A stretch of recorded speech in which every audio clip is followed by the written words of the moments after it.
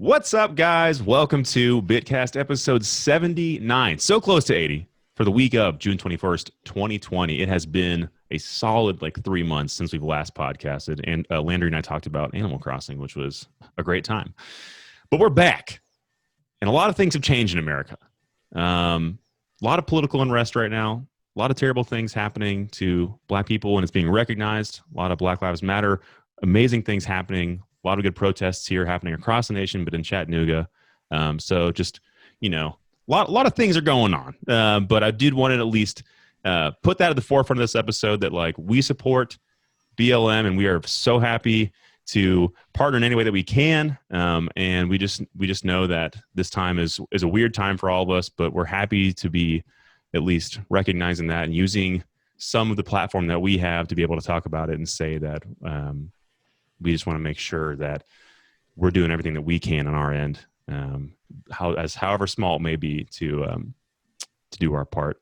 But if you haven't noticed already in the video, we have Landry and newcomer Ryan Darling. Thank you so much for being on the podcast. Hey, thanks for having me. Yeah, thanks for having us, Jake. Yeah. I kind of just threw a crappy thing in there, but do you guys have anything else? I know there's been a lot going on in Chattanooga. How have you guys been holding it all together? How have you guys been doing? Anything you want to talk about or just mention real quick? I know that's a big topic to throw on you. So true. If you can donate to any causes, Caleb and the Bail Fund has been great. Any Black Lives Matter causes you can donate to. Look them up and make sure you're donating to something either regionally, locally, just, pick how you want. And then if you feel okay with protesting, I have been to a handful of them. I have been tested for COVID. My tests have come back negative, so yeah, it's not like a guarantee you're going to get sick. You can do it safe and smart. And wear a mask. And wear a mask. Most people are wearing masks. In fact, that's probably the most masks you'll see in town. Is usually at a protest. People are going to Chili's, just raw dogging it on their face or whatever. So, it's a much safer place than it seems like it would be. But yeah, it's really great and very, very moving. Marie Mott, running for city council, just all sorts of cool things going on with the movement. So yeah. It's been fun to be a part of. And thanks for the pro tip there on places to kind of check out donations. Actually, oh, yeah. I meant to make a list of that. We'll add them in the show notes too, so people can check those out as well. Perfect. Yeah, for sure. And I unfortunately haven't had a chance to get out and protest, but you got those new dad duties. I know, new dad duties got me strapped right now.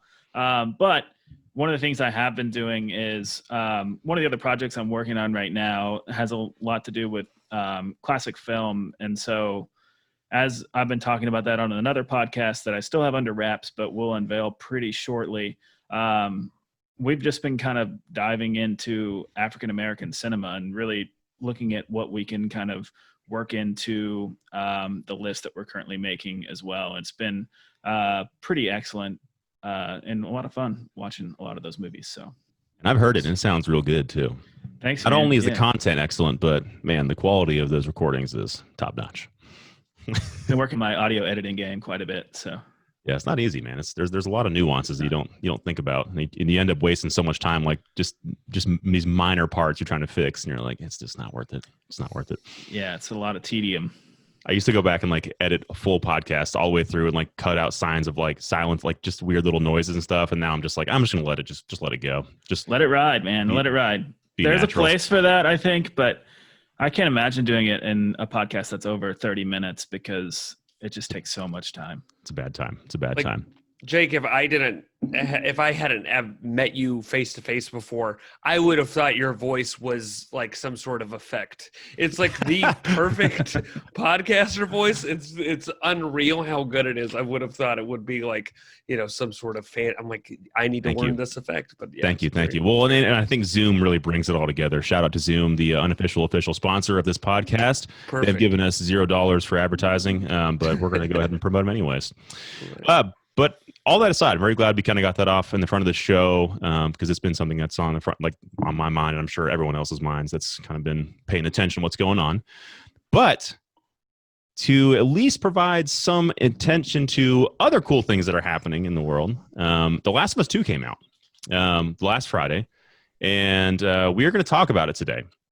Full spoilers. So if anybody has not played The Last of Us 2, this is your warning right now to please leave, because you're going to be doing a disservice to yourself if you actually listen to this podcast with the intention of playing the game. If you don't have any intention, I would still maybe recommend you play that. I think I heard Tim Geddes say that, but like I would recommend you play the game because it is a wholly different experience playing it as opposed to just watching or like listening to people talk about it. So spoilers only up to chapter 4. Yeah. So we're going up to day 3 of Seattle. And I'm going to let Landry kind of start this off because he is the furthest behind and we don't want to spoil anything else for him. So like, we're going to be extra careful to step around, not ruining anything for him that happens beyond this point. But there's a lot to talk about just in the opening hours. So before we start with The Last of Us 2, I did want to, I don't know who Ryan or Landry, you guys seem like you have a pretty good rapport around The Last of Us. So can one of y'all give us like a quick recap of The Last of Us, what that game was and like where it left off at and where it kind of leaves us for part 2? Ryan, I feel like you played it pretty recently. I played it very recently. Yeah, I played it on very easy just to walk through the story, and that's a good way to do it. It's a very fun way to, I don't know if there's any like gamers out there who are like, this game seems very difficult. You can put it on a very, very easy mode and you can walk through it like a god. And it is very fun to just kill everything very easily. But love it. I love it. A good challenge is also a very fun gameplay experience. But essentially the story starts off with the beginning of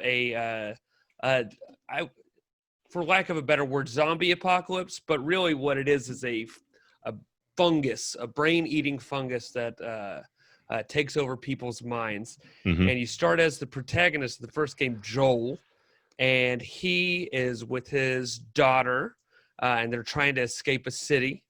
And his daughter and him are trying to leave, and they're getting attacked by zombies every which way. And his daughter is shot or killed, but not by a zombie, but by the feds, by the police, by the people on this planet who are supposed to protect us. His daughter is murdered in his arms by the police. And then next thing you know, it's 20 years later. It's the craziest opening. And like, I've never cried in a video game before that moment. And when that happened, I was like, oh, I didn't know this could happen to me.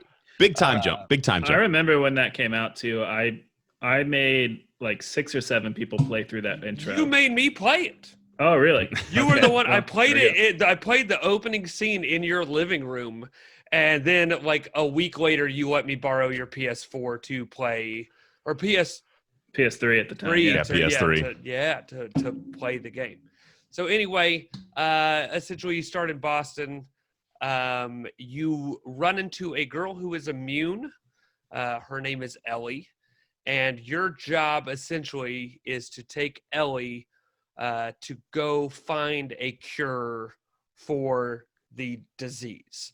And everything that happens in between is character development on a level that you really don't see in video games. Nope.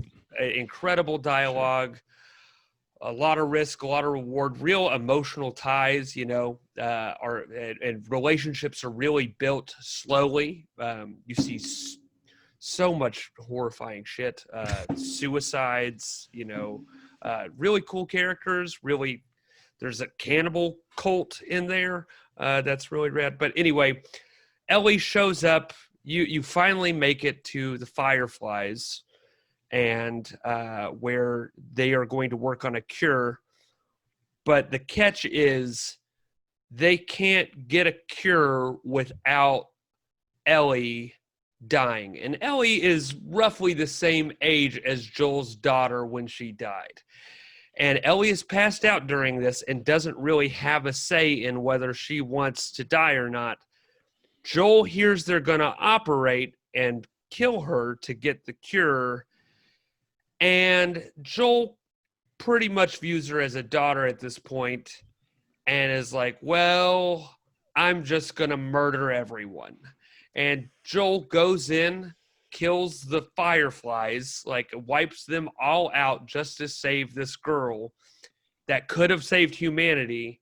And then she wakes up and Joel straight up, she asks like, hey, why didn't that happen? And Joel tells him, hey, you're not the only person who's immune to this disease. There's dozens of people like you. You're not special. Your immunity's not special. There's no cure. There's no hope for society. So we're just going to go live with my brother in Jackson, Wyoming. And Ellie gives him this look. Ellie asks him, like, you're telling me the truth. And he's like, would I lie to you? Even though he's lying to her. Oh. And he's like, no, I am not lying to you. I am honest. And that's how the game ends. That's how it ends. What a way to end a game. It was really the perfect ending to a video game. And I always said, I don't want a sequel to this. I want Naughty Dog to go ahead and work on something else. But then the minute I heard the announcement for Last of Us Part 2, I was like, all right, I'm on board. I trust these guys. I'm in. No doubt. So a lot of that is that relationship between Joel and Ellie, even though I wasn't necessarily stoked that they were going to make a sequel because I thought it had the perfect ending for one story. I was excited to get back into those characters again because you form such a relationship with them over the first 18 hours of that video game. And that's probably why when people read spoilers on the internet before getting this game that Joel dies, and it probably just sent people, through the roof. And there's a lot of anger and backlash about it, and people say they're not going to buy it, but then it's the most pre-ordered and downloaded game of the PS4 generation. Yeah, 4 million in a week, I think is what I was just reading. Yeah, so people aren't necessarily putting their money where their mouth is, but that's a good thing because I think the story is definitely fantastic so far in these first 3 chapters, which have taken me 12 hours and 32 minutes to play. So pretty ridiculous. Yeah. I mean, the whole game, the first game is about 18 hours long. Yeah. And this one has a lot more meat in it, and it's really great. Yeah. Not to sidetrack totally, but did you guys see recently where I think it was Sean Layden came out and basically was talking about, he's an exec from Sony. He was just saying AAA games like this, like Uncharted, The Last of Us 2, aren't going to be like feasible for much longer because like the $60 price point on a game that is like this well produced and like this long, like 60-hour games are just not a possibility. He's like, basically what he was saying is like, if you want a $60 like super well made game, it's going to have to be like 20 hours or under.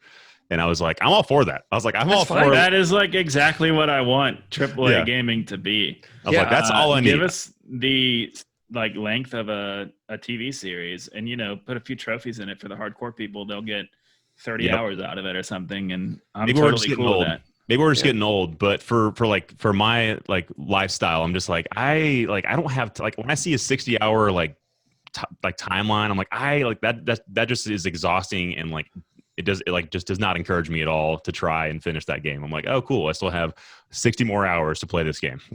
Yeah. Red Dead could have been 15 hours shorter. Yep. And it was like, and it was a good story, but cut 15 hours of the game and it's awesome. Yeah. There are like so many story beats that were redundant and, it just felt like they were like, we have to have this epic video game. Right. So what do we want to do? Do we want to just kind of like briefly go through the plot up to the point that we're at? I think we can kind of we can also talk about gameplay too. We can just like freeform this, man. Yeah. So I guess we can start with like, let's start with gameplay. Let's start with gameplay first. Okay, cool. Yeah, that works. Well, I was going to say, I was like, the beginning of the game doesn't really have much gameplay in it. But it does something really special, I think, and really interesting. And I agree. Obviously, it doesn't have much gameplay, but the first gameplay you really get, you're introduced to this character, Abby, and you don't really know who she is. And you, as the player, experience the entire tutorial for the game as this character, Abby, and you're like, who is this? But you're also in, very limited resources at that point. You're going through these houses with all these infected, And launching into that after playing The Last of Us, I've played through that game like 5 times, and I kind of forget, because all the scripted events and everything, you kind of forget how terrifying that world is. And just being in an infected house and knowing that there's something around every corner, and your hearings, like, it sucks at the beginning of the game. You can hardly hear anything. You have no upgraded skills. Yeah, so it's just so grueling and terrifying. I texted Ryan. I was like, "Holy shit, this game is so scary." Well, I think I died probably 4 times in that opening part where you're trying to just get out of the ski lodge area, and I'm just combat was just not. I hadn't played The Last of Us in a hot minute, and I could not remember even how to play. I'm like, okay, I need to dodge a lot more. Can't try and stab a clicker because they're just going to eat my face. I was like, so I was relearning. Okay, I can't approach this person. I can't do this to this person. I need to run away if they're getting close to me. There's a lot of relearning you had to do in that opening scene as Abby, and I was like, okay, cool. Yeah. I forgot how much melee is involved in The Last of Us combat. You really need to keep zombies and even humans at bay with melee to survive in that world. Mm-hmm. Yeah, I think one of the cool things they did also right off the bat was, as Abby, they have you chased.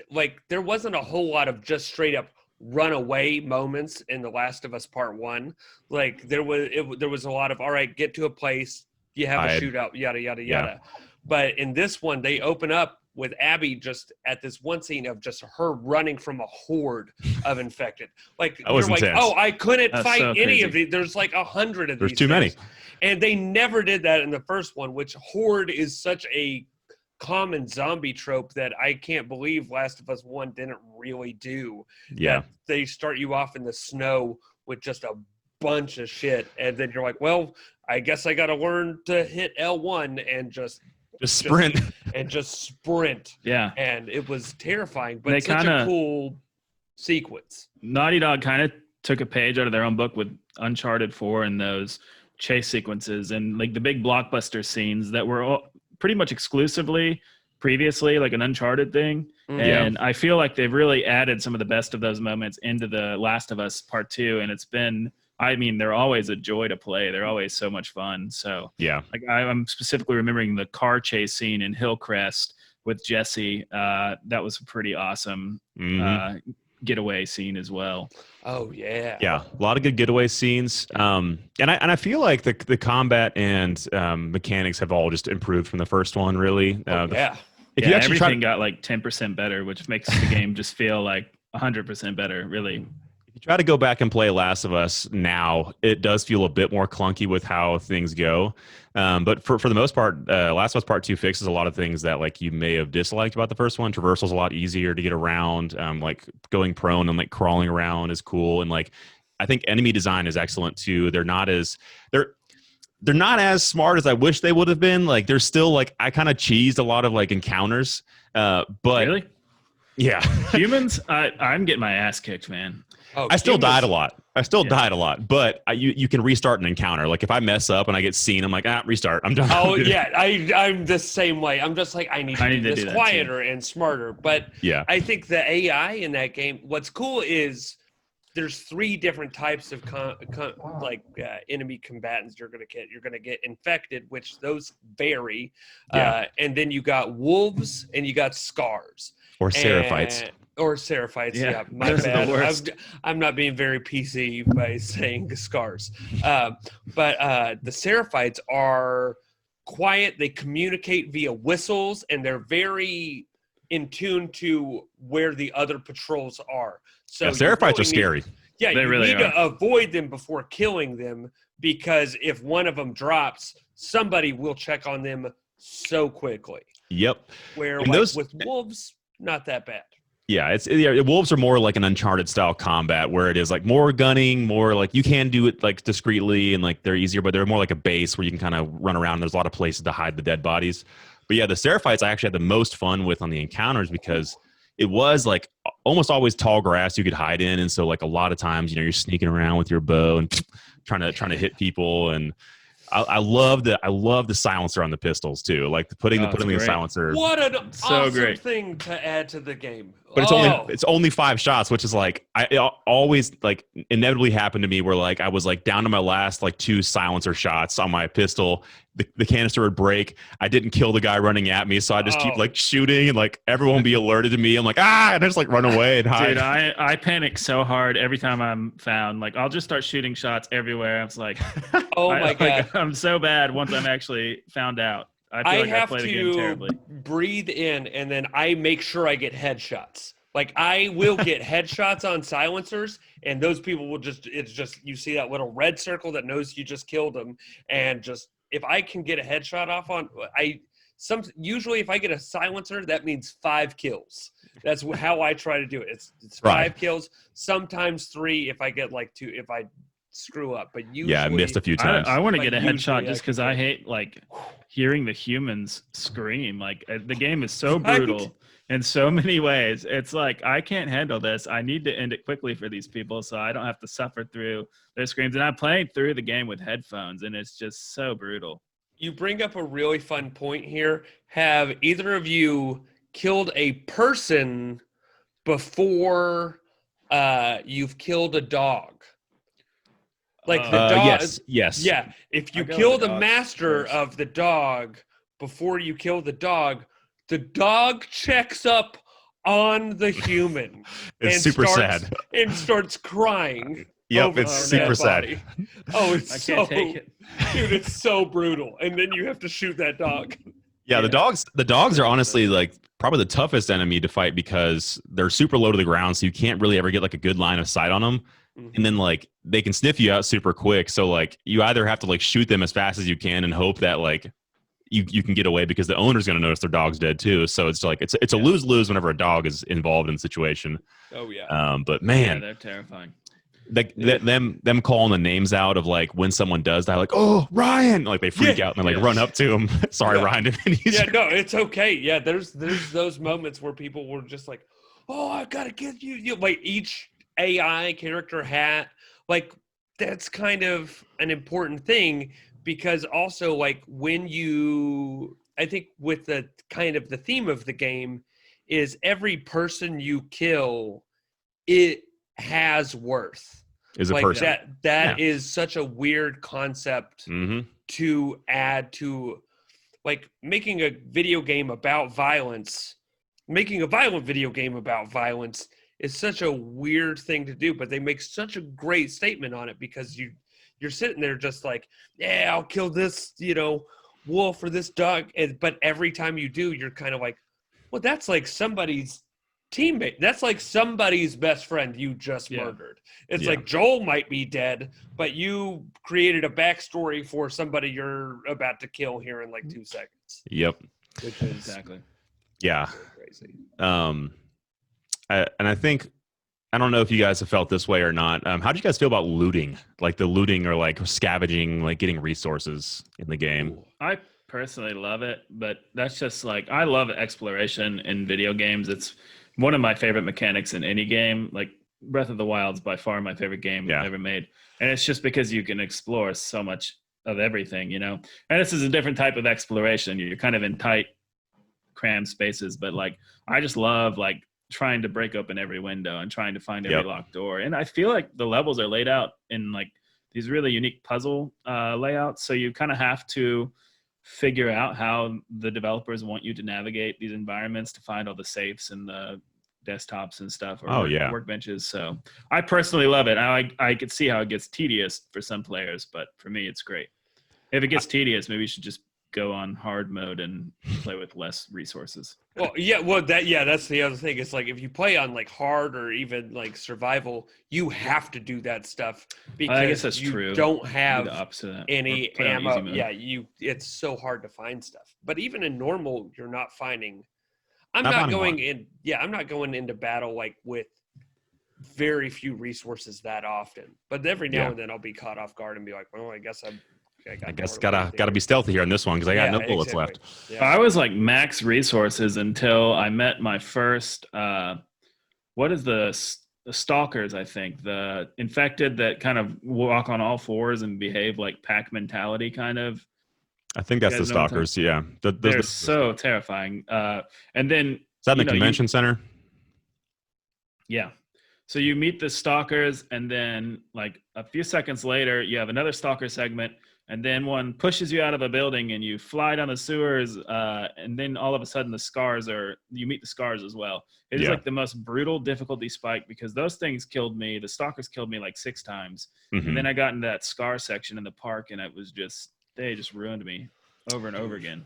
I appreciated when you would die though. You would start back with like not wasted resources. I was like, okay, at least I do have like the stuff that I had before. It's pretty forgiving, and just like the Uncharted games, when you die, it spawns you back like pretty close. Yeah, pretty close to where you were. So I personally got pretty fed up with looting, to be honest. That's the only thing probably I've disliked in terms of gameplay, is the looting aspect, because like you almost have to be like looking directly at the item for it to like have the icon appear above it. Otherwise, you really do. You could miss it, because there's like a lot of times like I'd be like right next to something that I saw flashing. I'm like, okay, cool. There's a bottle of oil. I'm gonna grab that, and then I would start to turn away, and I'd see something else flash for a second. I'm like, what was that? And then like, oh, there's some bolts here too. Let me grab those. Like, so halfway through the game, I was like, I'm tired of like just spending most of my time trying to loot all these buildings. Like, I don't think that's like the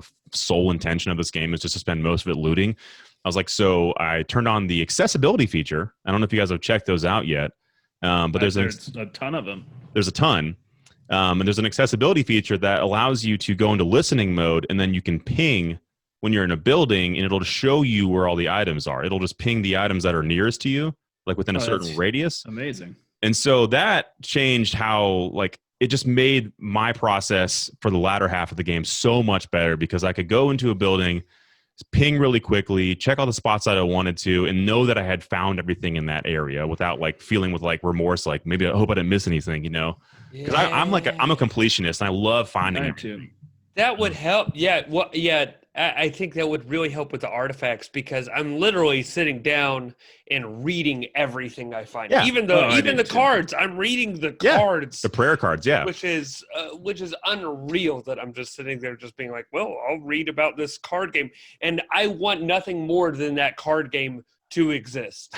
Like when this is all said and done, like all the cards Ellie collects in the game, I'm like, I want to play. Sounds like a pretty sweet game. Yeah, it sounds like a really fun game. I was like, I would play this game if it came out, but yeah, well, and that's the nice part too, is it pings all of the notes and everything you find that gives you extra background story and lore too, so you're not missing any of the things you would have found by just walking around the room. Like, I'm getting all the extra backlog and story that I want to get, as well as like any resources that might be in that area, and it just made my like second half so much more pleasant, because I was like, cool, I'm not like, I don't feel like I'm just wasting so much time just sitting in a house, like, because it kind of like looting is a great concept, and I love crafting and like building like different weapons and stuff, but like having to like finish an intense encounter, and like, oh, I got to get over here to go see this person, and like there's time is of the essence, and you're like, well, I'm gonna go check this house for like 45 minutes real quick. I'm just gonna walk around and just see if there's like things that I can find really quick. So like it kind of detracted from like the pace. And I feel like that really made it a great. They do a good job with the sets, but sometimes I think there's in total, I think so far I've been in 4 hotels, which is a great idea, because then you can just repeat room. You don't have to like design a whole bunch of different rooms. You can kind of copy and paste as far as apartment buildings and rooms go. So you're not having to, be like, oh, what is this person's personality like? You can just, it's a hotel room. Right. The only thing you got to change is like the art on the wall a little bit. And so, and then you just put, bottles and stuff in there. So that sometimes gets repetitive for me. But the other thing I love about it is sometimes you'll walk into like an apartment building and be hey, like, Ryan, 1 second. We're about to run out of time. So we're going to go on a quick commercial break, and we'll be right back. You were talking about hotels. Don't forget that. Hotels and looting. Hotels. All right. Boom. We are recording. Yeah. The only thing I was just going to say is like, sometimes, I was replaying, trying to go back and collect artifacts that I had missed. I'm so glad you mentioned that thing about being able to ping artifacts and other things, because that's super helpful. It'll save you a ton of time. I have been going back and like playing chapters that so also a fun thing, if there's anybody out there who's dating or married who wants to play this game, my girlfriend started watching about Seattle Day One, and she doesn't want me to play without her there. Yep. She is so invested in the story, in the gameplay, and everything that she is like, oh, no, you can't play this game without me. I would have probably beaten it 2 days ago, but we've had other things to do, and she's had other things to do. And so I'm like, well, I'll go back and try and go find artifacts. Yeah. So, but yeah, I was in that hotel with Joel and Ellie when you run into your like first like bloater, which are hardcore in this game. Man, those things are so intense. Yeah, bloaters are pretty rough. Yeah, bloaters are really rough in this game, and a lot of Molotovs. But there's a lot of Molotovs, and you're in a hotel, and so like 7 or 8 of the rooms look exactly the same, and you're just going in there picking up rags and alcohol, and every now and then like one bullet. Yep. Which is great. Like, you need that. It adds to some of the realism of the game. Yeah. But knowing where that stuff is and not leaving anything behind would be a really cool tool. So I'm gonna, when I replay it, I'll put that accessibility. Yeah, definitely do that on a replay as well. Because I imagine I'm gonna try and platinum this game. I'm doing a really good job without that. Yeah. I'm having so much fun exploring. But that would be really great.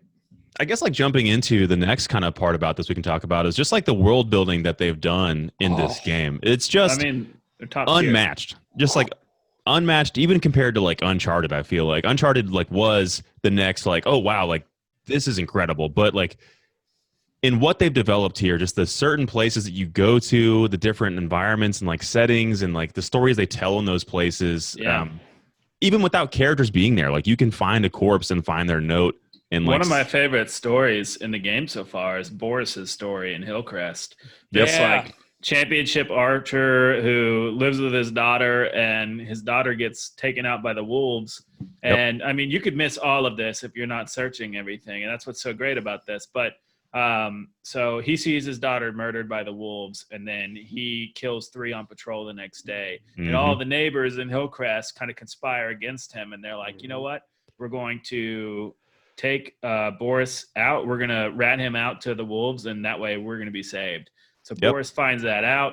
He poisons them just enough to put them to sleep, and then drags all 3 of the people who ratted him out into this spore-filled garage so that they're going to be infected, basically. Locks the garage. But while he's at it, unfortunately, he gets infected as well. So he goes and holes up in his house, writes kind of like a farewell letter to this lady that he said he'd watch her cat for. And Ellie basically opens a door, and he comes attacks. And it's kind of like a mini boss almost. But you wind up taking Boris out. And then because he's the championship archer, and like all the notes mention how much of a awesome dude he is, he's got a bow on his back. So I mean, that's just so awesome that you could just play through the game really quick and not see any of those notes at all, and you're like, oh, it's a runner with a bow. That's weird, but they've there's a story behind that. In all of the detail. It's all there, and you could miss it if you weren't exploring. Right. And that's what's so cool. Like, there's that whole element in there hasn't been a whole lot of, there's that one open world segment in Seattle Day One that there really hasn't been much more of, which is kind of cool. I mean, they've done a good job, but I loved that so much because there was that whole scene that there was nothing worth even looking at in the music store, but if you saw a music store in an open window, you're like, screw it, I'll go in there, check it out. And then you get this incredible cutscene of Ellie playing Aha's Take on Me, which was amazing. Dina. And so it's unbelievable. And just like the way Dina looks at Ellie during that, you're like, oh, she's in love. Like, you know, they were like dating at the beginning of the game. They're smoking weed. They're like bonding, having sex. It's the beginning of a relationship. But when you see Dina look at Ellie playing guitar, you're like, oh, she loves her. Like, she's in love with this person. And like, you feel it. And if you weren't poking around, you wouldn't really get that. Yeah, it's like one of my favorite scenes in the game so far. Yeah. And it can be missed pretty easily.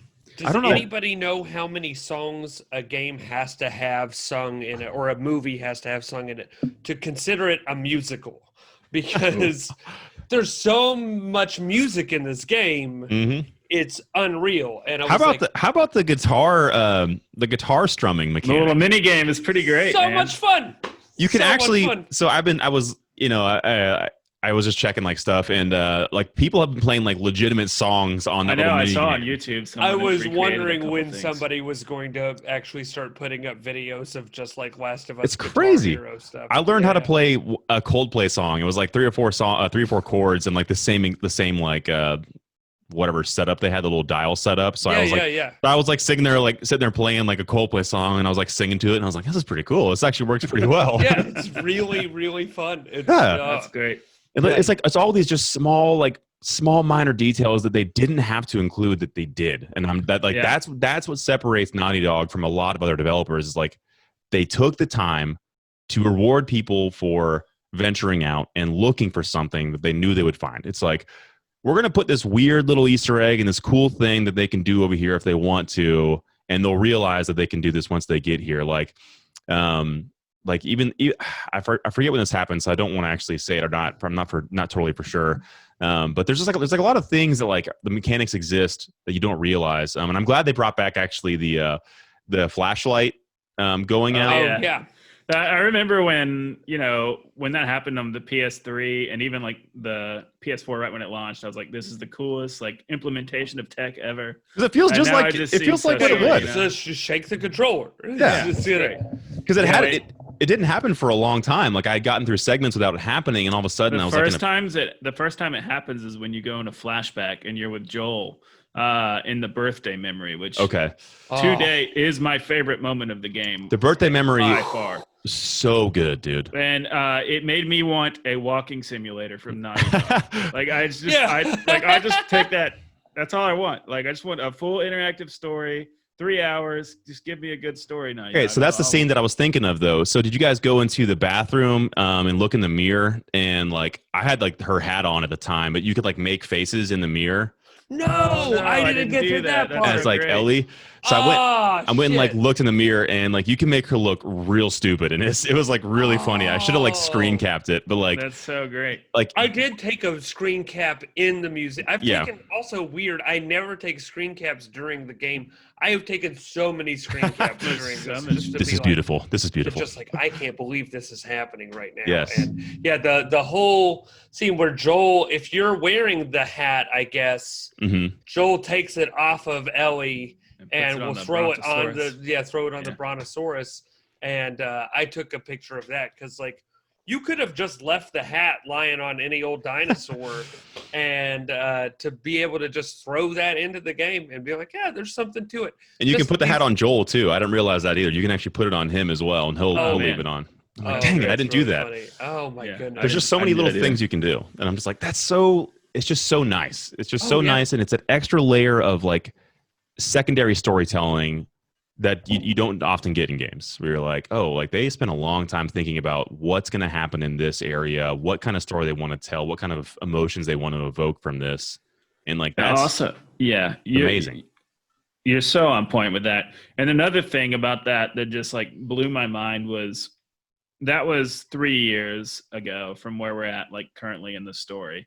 And all the stuff that happened with Joel and the first game was 4 years ago, but there's still like a childlike nature almost to Ellie, and she'd be 15 at that time. And that birthday memory, maybe it's because like all of those, she's seeing the dinosaurs in the museum for the first time, the astronauts and like the space thing. And maybe that's bringing out like a childlike wonder in her.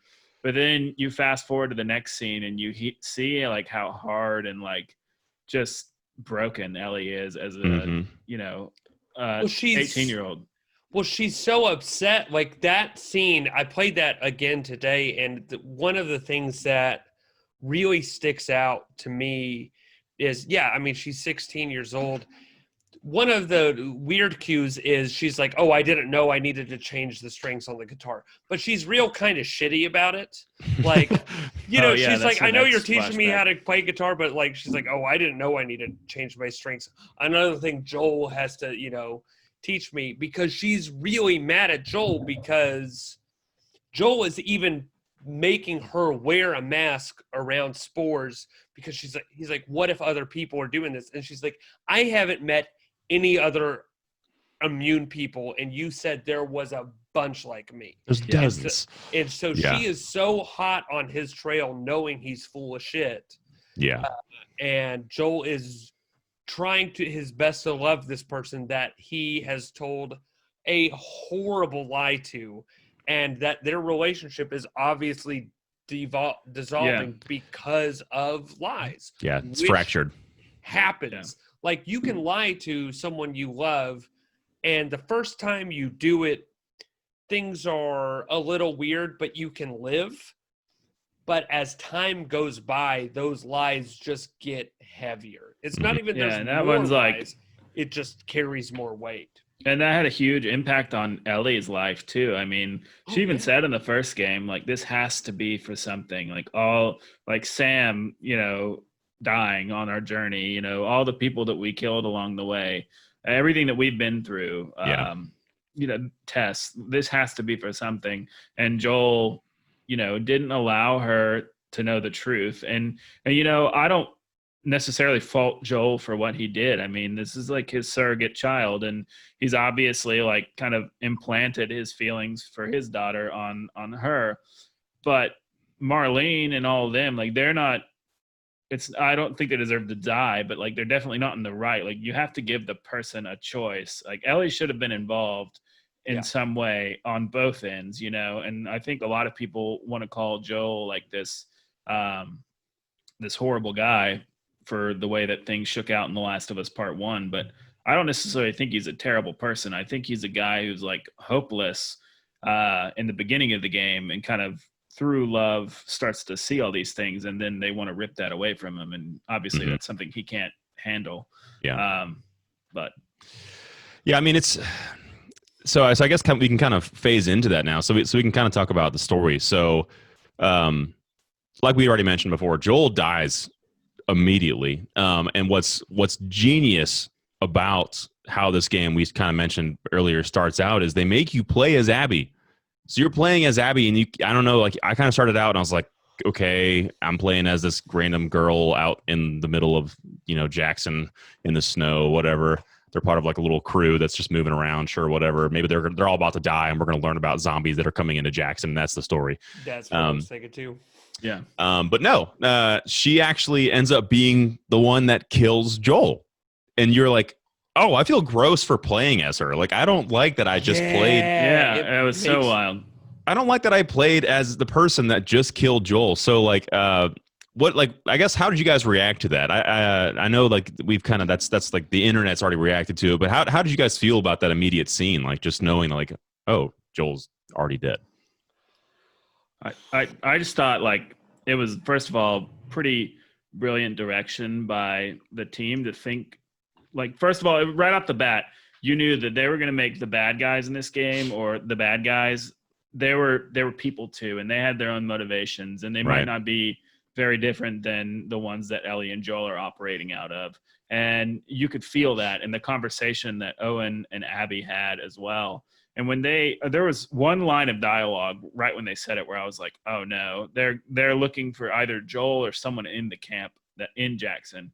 And I can't remember exactly what they said, but it was like that very first thing. And then he's in there, but it's a whole camp. Like, we don't feel safe going in there. Like, it's not a good move or something like that. Yeah. Like, everyone was kind of testy about going in, but like, they're like, but Abby was like, no, we got to go in there. We got to take him out or something like that. She goes off on her own. And the thing was, they also had the intention of not wanting to kill people. Like, it wasn't like, we're in here to just fuck shit up. Sorry, I don't know if you say fuck shit. Oh, it's fine. That's fine. But they didn't want to go in there and just wipe out Jackson, which is kind of what I thought. I was like, okay, we're playing some rebels who are just here. Like, because in The Last of Us 1, hunters and, you're cannibals. They're everywhere. Evil people.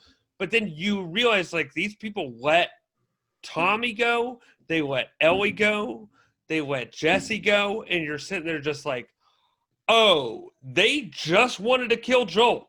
And if you kind of play, you're like, I love Joel, but did he deserve to die for what he did? Maybe. Yeah, he kind of did. I love him, and I don't think what he did was right. I don't think what the doctor just having no consent for wanting to kill Ellie was right either. But it's like, Joel, you're going to – also the life you led before you met Ellie, you did not great. And they hinted at a lot leading up to it.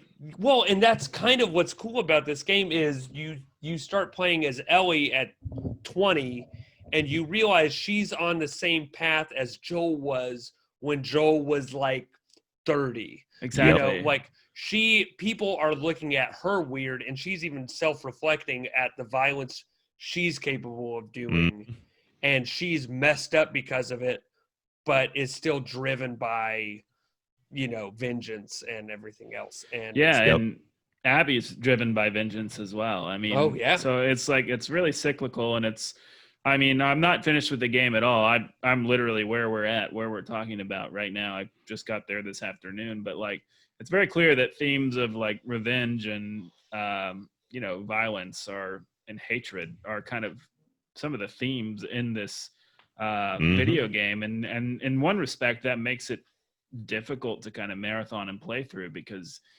sometimes I'll just stop and maybe I have like 30 more minutes to play through the night, but I'm like, dude, I just need to go and like take a break, maybe go read or do something chill. And Liz, I'll keep my door open, I play with headphones on, and Liz is in the other room, and she'll like hear me like freak out or like kind of like spaz, and she's like, oh, I guess that was a scary part, and I'm like, yeah, I'm freaking out my headphones over here. But I think I don't know if I was talking to you about this, Landry, or maybe I was talking to somebody else, but yeah, this is the first game that I've kind of had to dose out. I was just like, I'm going to play this. I was like super excited the first day, and I was like, oh wow, this is like super intense and amazing. I love it. And then it started getting like more and more like heavy and more intense and like just scary. And so like I told Hannah and I was like, I just need to play this because it's so stressful. I need to play this in smaller increments because it's so stressful. I was like, I feel like I'm like hurting myself if I play for longer than like 3 hours. Yeah.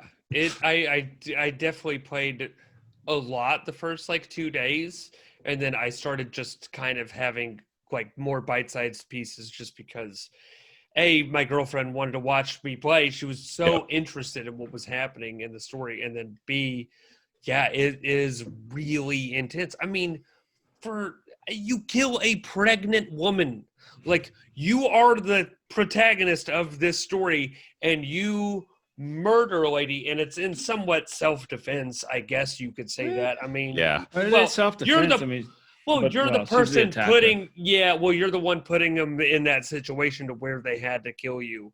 And I mean, that moment weighs very heavy on Ellie, and she didn't know that she was pregnant. She wasn't like straight up like, I'm just going to murder a pregnant woman for fun.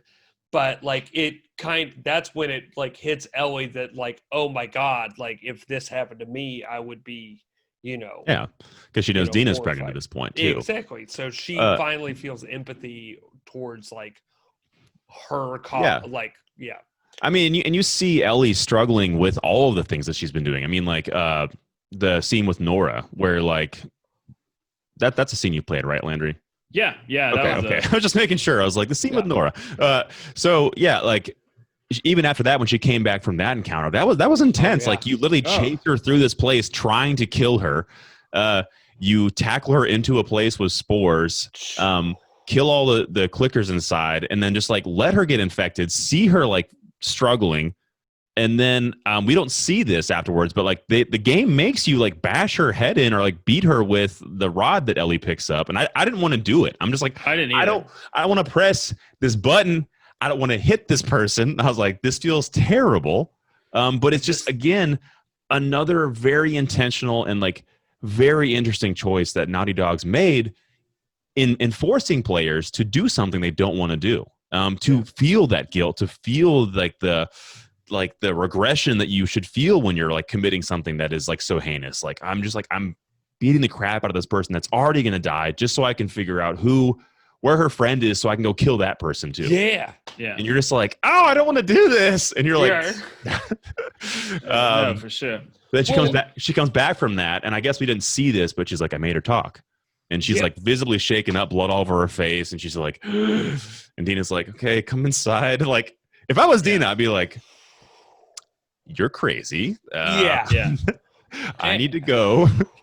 There's like, I think what's one of the other weird things about it is Ellie the whole time. I think what's weird is, and kind of misunderstood, is like, well, Ellie is kind of lying to Dina and Jesse during the whole first where Landry is, because she's like, yeah, I don't know what they wanted with Joel, but Joel and Ellie straight up have a conversation about it. And Joel was like, hey, I'm sorry. He doesn't, I don't know if he apologizes, but he's basically like, he finally tells her the truth. Yeah. So Ellie knows the truth and understands why they killed Joel and still goes for revenge, which is a weird thing. Like that to me. Well, I don't think she knows who they are until she talks to Nora. She finds out through Nora. They're fireflies. Oh, yeah. I guess so. In the beginning, she still keeps going for her. Yeah, true. That's the other thing. She just still keeps going. Yeah. But I think that is like the amount of resentment that she has towards Joel. Like she understands like how much that she meant to him, and then also how much that like he meant to her. Because I mean, it's the same thing that a parent might feel, or a child, like a child might feel towards their parent sometimes. Like if they're like super upset about something that their parent did, like kind of like lied to them or like went behind their back and made a decision for them they didn't want them to make. But you still love your parent. You still love the person that like brought you into the world and took care of you, raised you, and like tried to instill like these like good values in you. And so like I think even despite what Joel did, I think she like still has like a very like fatherly like love for him. Like he didn't deserve that. Like if they were going to kill him, they should have just killed him. Like I mean, I think she has like legitimate like PTSD, and like I mean she has to, from like seeing like Joel just getting his face beat in with a golf club. I mean, it wasn't like Joel got shot and it was quick or anything. I mean, we only got to see a little bit of it, thankfully, but it seems like that. I mean, he was roughed up pretty good. I mean, they already shot his like leg off basically with a shotgun. Yeah. So, well, what's weird about that, if you didn't know Joel was going to die, you're just like, how the hell is Joel going to come back from this? That's how I was in the beginning of the game. Be like, well, I guess Joel's going to be walking with a limp for the rest of the game. He's looking pretty messed up right now, but he'll be all right. Well, Joel's going to make it through this. Like, it's just going to, and then like he dies, and you're just like, the whole time I was like, well, something's going to happen. Joel's going to be okay. And then you see his gravestone. Goes in, you're just like, oh, yeah, I can only his last name was Miller. Yeah. It was, that's true. I was like, oh, wow, cool.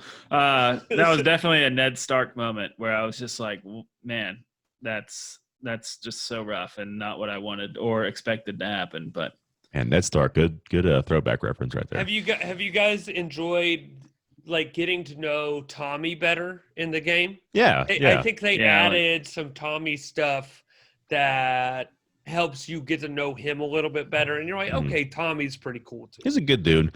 Takes her out shooting, just to hang out. I love that sniping scene. That was a real fun scene. The sniping scene was pretty generous with the hits, because like I'm almost certain I missed a couple times, and it still hit the zombie, and I was like, all right, whatever. Oh man, I struggled with that. I missed a lot. Yeah, I missed a lot. You had infinite ammo. I can tell you that because I missed like 20 times. I will, not to sound like a total badass, but I did not miss a shot, and that's why I felt like this, because like I missed. I know that I missed based on where my reticle was, but like it would still trigger like, okay, you hit the zombie, and like it hit it in the leg, but the zombie still like died anyways. And I was like, all right, whatever. Oh yeah, you just have to hit the zombie. It's you don't have to get a headshot or anything good. Yeah. It's basically don't play any shooting games or first-person shooters at all. So, I mean, BioShock is one of my favorite third-person shooters, all in. Well, I mean, third-person, even Uncharted and Last of Us. That's about it.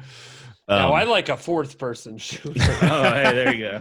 I like to watch the person playing the shooting game. Yeah. I would recommend one thing for you guys too that I found super helpful as soon as I bought it, and I regret not doing it earlier, is the rangefinder for the bow and arrow.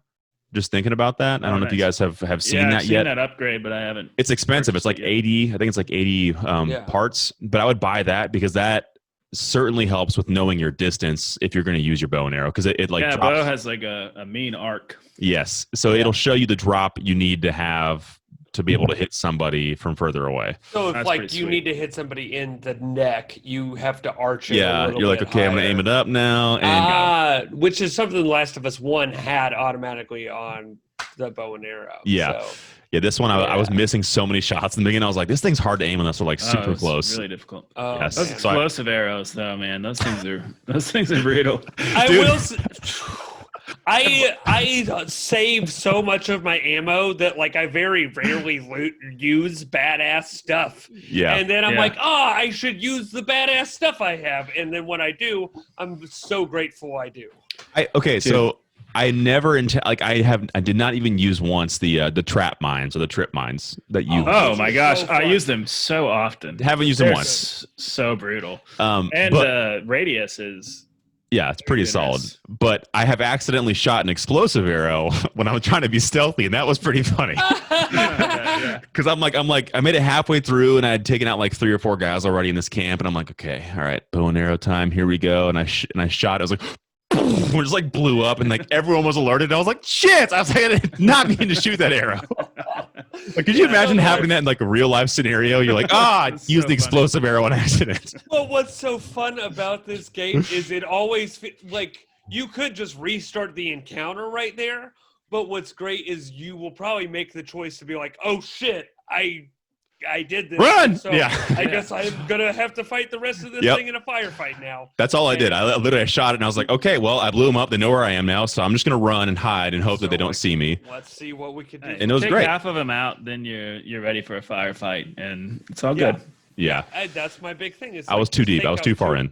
Take 2 or 3 out, and then, quietly, and then I like to just 2 at the same creep time. around the camp after that and just listen to people's dialogue.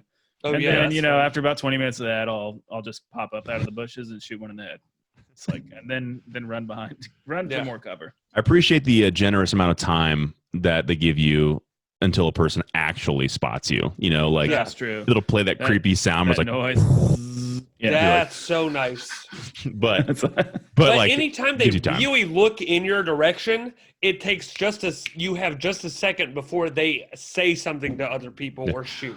You have just enough time for them to not say anything. It's just a brief second, and you're like, that's when I get my headshots. Is like I line up my shot right then, and they're like, oh, hey, there's somebody, and it's like, you're so true. But what I appreciate too is sometimes you can lean out like that, and they will sort of catch you, and it'll make that noise. And then you'll hide, and they'll be like, "Hey, I think I saw something over there." And like, someone will go and actually inspect the area that they will look for you. And that's really and I was like, "That's pretty cool." They're on alert. The AI in this game is the best I've ever seen. It's unbelievable. And the I've never secondary played Metal Gear character Solid AI, 5.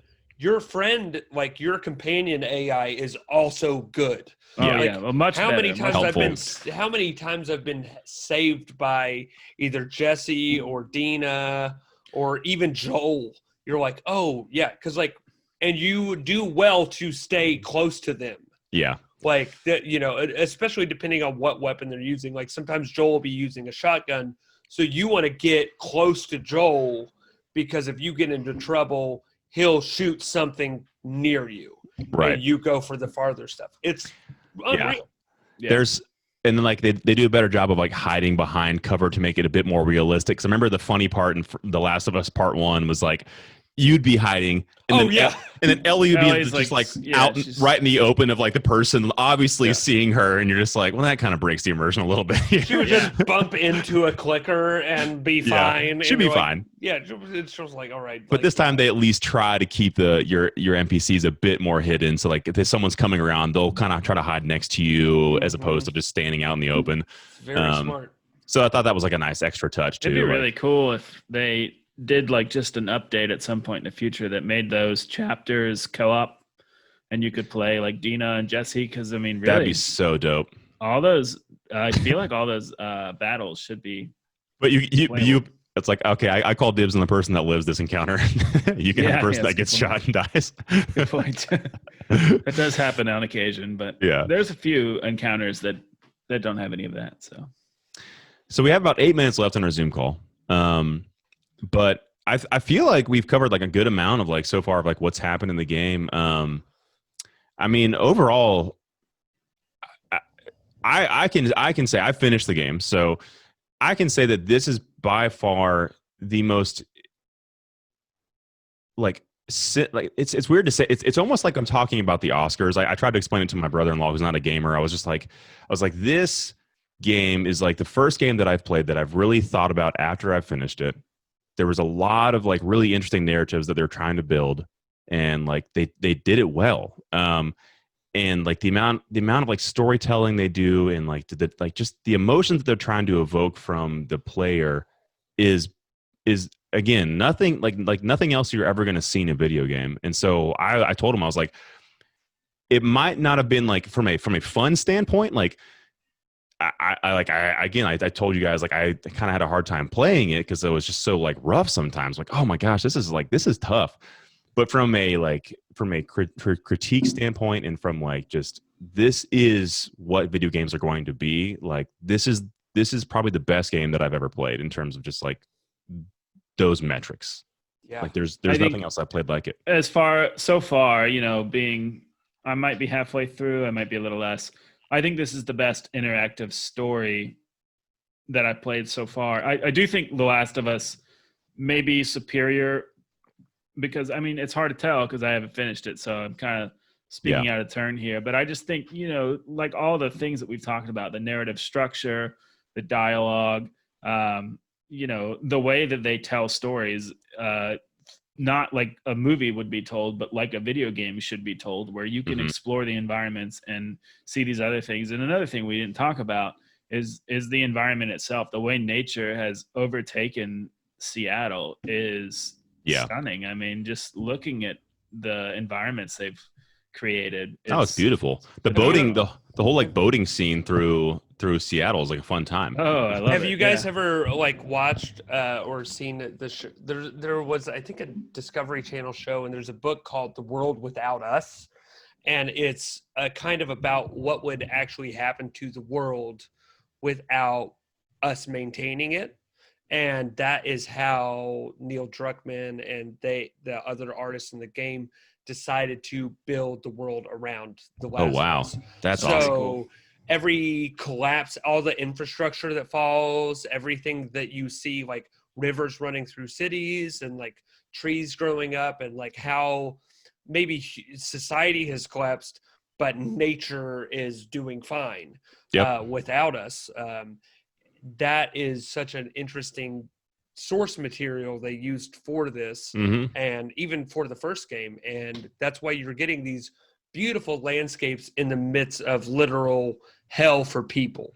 And that is sometimes a very relatable experience, just by, if you have even gone hiking in 2020, you can still see waterfalls and all these beautiful things, but then the world around you just sometimes feels like it's falling apart. And you're like, well, mountains will be fine without me, but if anything, mountains will do better if I'm not here. And you know, and that's a really beautiful thing that they did with this game. This could be my imagination, but I really do feel like since we've kind of reopened partially, I do feel like I've noticed more like smog, or like the skies haven't seemed as clear and like blue. I don't know if that's just like me, but like I noticed it like early quarantine when everyone was taking it seriously, we were all not really doing much. And like you go out on the road, there was no cars out. And I was like, oh, wow. Like it's quiet. It's really, I love taking just joy drives when quarantine was going on, like late March, early April. It was so much fun because there was just no one on the road. And you could go places that you wouldn't usually avoid because there were so many people. You're like, I never really got out of my car, but I want to take the Ridge Cut today just to see what's going on over there. I would sometimes go for walks in my neighborhood and listen to the soundtrack to The Last of Us 1. Like, because the soundtrack of this game, that's another thing we just haven't even touched on. Yeah, well, we're going to have a we have a whole nother one of these. Good night. I could talk about this forever. Soundtracks. I mean, we can keep, I'll just do another commercial cut. We can keep going. So I have more things to talk about. Well, I just kind of want to finish the game and have another one of these talks. I'm excited for you guys to finish it up. Oh, I know I will probably have it done by next week. Sweet. But yeah, I think like you were saying, just like it is one of the best games ever. And I think what's cool is sometimes you'll like read a book or you'll watch a movie, but since you're not literally having to press, you're turning pages. But since you're not like literally, you had that feeling of I don't want to have to hit square to torture this woman, but the game makes you do things that you don't necessarily want to do. It's not your decision, but you're the one doing it. Well, this is like a true testament. When I was talking to Hannah, explaining to her, I was talking like I was Ellie. So I was saying like, oh, then I had to go do this, and I did not want to do this. And she's like you are like what? And I was like, yeah, me, Ellie. Sorry, I don't know. It's so immersive. You're so attached. Like I am the one doing the actions, so therefore I am the person that's in this game. I'm implanting, like I'm imprinting myself on this person. Another thing is just, I love Ellie, the character, so much. He's like my favorite video game character ever. And throughout the whole story, I'm just like, oh no, don't do that. Don't take that. Don't make that decision. You're going to regret it so much. And like my heart breaks for her, like every turn of gameplay, and I think the story though is told so well that even though I feel that way, I feel like the story is happening the way it should happen, and I feel like the decisions that Joel made on that day in the hospital are the reason that Ellie has these decisions to make now, and whether she's making the wrong choice, which is probable, maybe that's because of all the chain of events that Joel put in place in the first game. And I'm just excited to see what's going to continue to unfold. And my biggest question that I can't wait to find out is, did Eugene sell out Ellie and Joel? Did Eugene? Oh, did Eugene? Eugene, the former Firefly, who has all the tech equipment in the pot basement. Yeah. Whew, that is. I don't know the answer to that. I think you'll have to find out. And oh my God, what a fun. Yeah, that's a good way to. That's a good fun question to end this on. I think one thing I want to say just like really quick is like I'm so glad that Naughty Dog made the brave decision to make a game that would not be the game that people wanted. Like, I think that's the thing that I've taken away from this is just like they made a game and they made a story, I guess is a better focus here. They made a story that is not what people want, and they're doing it so well. Like that's the thing that I love about this game is just like, yes, it's not the cookie cutter story that you want. Like, like everyone ends happy and the people you want to live. Like they took a page, I think, from like Game of Thrones maybe and like a couple other like modern stories, and we're like, we can do something with this. And I think that makes it stand out so much more than any other game, because most games are power trips where you're just like, I'm building up all this energy and I'm going to be the best and everything's going to be great. I'm going to win. I'm the hero. And this game really like grapples with that, where it's like, maybe you're not the hero. Like maybe like you got to really consider what you're doing. And like, this is some like pretty heavy stuff to like consider during normal times. But even now, especially like during quarantine, there's like a lot of stuff, like it's dark out there and like playing this dark game, you're like, oh man, there's some heavy content that we're dealing with. So the hardest thing to do is to forgive, you know, like and to love. And that's no joke. Like that is like, it's so like in a violent video game, literally the most like radical thing you could do would be like to hug somebody, like, because you're just trained to just like, all right, I'm going to shoot and kill. But it's like the hardest thing really to do in a game would be like, hey, I'm so sorry this happened to you. Yeah. Like, you know, one of my favorite moments that I've played so far is when you're kind of coming up in the hospital and the first person you come across is playing the PlayStation Vita and they're playing Hotline Miami. What a good you hear moment. that soundtrack pumping through their earbuds. But I was just thinking about like the comparisons and then the contrasts as well about the themes about those video games. Like in Hotline Miami, you're running through these rooms, clearing out all these enemies, shooting them, and it's very bloody and graphic and violent, but it's pixelated and it's fun and it's kind of carefree. And you could maybe even play these games side by side and play Hotline Miami to kind of take some steam off. But they're two games where you're doing basically the same thing, but there's so much more weight to what The Last of Us is doing with their story. And that doesn't make it a better game than Hotline Miami because they're entirely different games. I mean, this is like an interactive story, and Hotline Miami is purely a game where you're trying to get to the end goal. And just kill everyone in the process. Yeah, exactly. The weird thing is do you have the option to not kill that person playing Hotline Miami? No, I think it's just like you just got to kill her. It's a cut scene, so like you come up behind her, and you interrogate her first, like asking like, "Hey, where's Abby?" Blah blah blah, and then that's right. I'm not going to tell you. Blah blah. So she then tries to stab you. Then you hold her for a second, and then she flips around, tries to stab you, and then you just shove the knife through her neck. And I was like, oh! The typical Ellie kill. It's like, well, you tried to stab me, so time to murder. And now you're dead. And now you're dead. And then I think she calls her, well, that was stupid or something like that. She kind of like brushes it off, and you're like, that, I don't know. Like, that was not that stupid because like you... Again, are the aggressor here trying to like kill her and like threaten to like, I guess.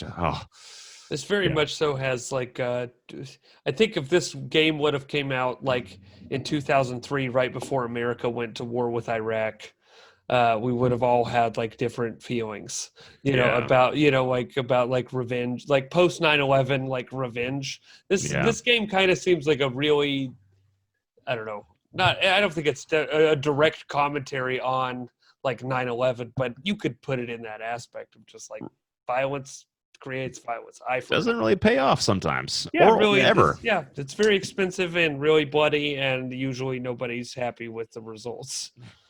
So it's a really great idea.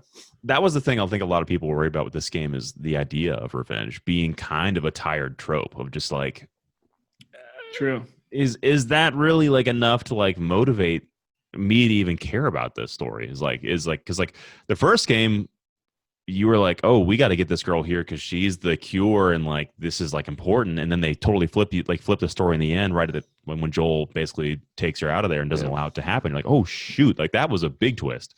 But this one you're just like, revenge, that's what we're doing. I had a lot of worries going in. I was not necessarily like super stoked when I heard Neil Druckmann talking about like hate and revenge were the two, factors that this story was going to dwell on. I was like, I've seen Taken and it was pretty good, but I don't really want to play that in a video game. Taken was pretty great. Well, it was. It's very dark. I think a reason they did a game about hate and revenge is because in a world without hope, which is literally something Joel took away from the world, by saving Ellie and killing everyone, he took away hope from saving the world. So in a world in that one action, you no longer have a world that has like hope or any chance to move on. So therefore, in a world without hope, all you have left is revenge and hatred. Yep. Like that's all that's left. Have y'all did y'all read the rabbi's notes by any chance in the mosque, the Jewish mosque? Yeah. It was so great. It was just such a wonderful, I can't remember exactly what he said, but he was like, I wrote it down in my notes. Y'all continue talking. Good for you, man. Keeping a journal of stuff you're thinking. I have like 9 pages of notes.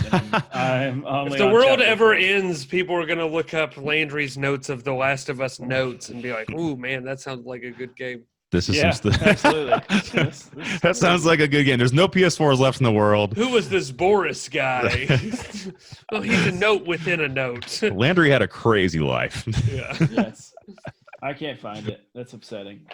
Basically, he was like, every hopeless turn the world takes is building towards like a new future or something like that. But it was very hopeful, and like, you know, you could tell that his faith had affected a lot of what he was saying. It was just, you know, there's so many powerful moments in this, and you know, well, kind of whipped on that quote. But one thing that not totally to detract from that, but like you made me think of the scars, and then I don't think we necessarily talked about this that much. We sort of said to mention the three groups, but that's like a really interesting dynamic that that they incorporate that I really appreciate there as well. That like you do have these two very different groups. One that's like kind of like a more religious background, and like one that is militarized.